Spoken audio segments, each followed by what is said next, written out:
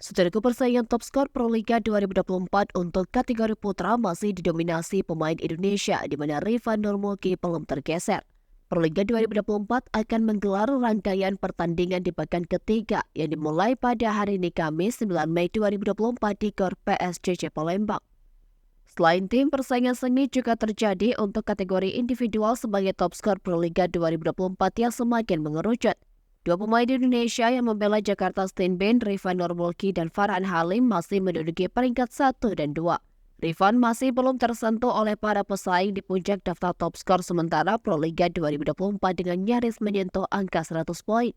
Pemain berposisi sebagai opposite tersebut melangkah ke pekan ketiga dengan membawa total 86 poin. Dominasi Rifan masih terasa meski di laga terakhir Jakarta Stain Band gagal mengatasi perlawanan Palembang Bang Sumsel Bubble. Dalam laga yang digelar di Gor Jatidiri Semarang pekan kemarin, Stain Band takluk dengan skor 2-3. Meski tim besutan Rian Masajidi itu meraih hasil minor, penampilan Rifan Nurmulki masih terbilang terengginas sebagai juru gedor.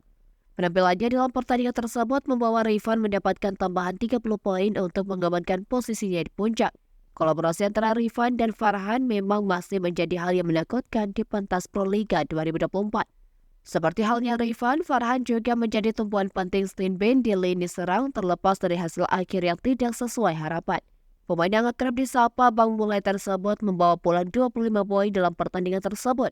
Tambahan 25 angka itu membuat Farhan membuntuti Rifan di peringkat kedua top skor sementara Pro Liga 2024 dengan total 65 poin.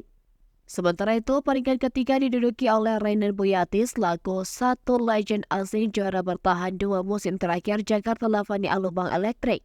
Menggenapi 5 besar, ada 2 pemain asing Porya Yali dan Daudi Okelo yang membela Jakarta Pertamina Pertamax dan Jakarta Bayangkara Presisi.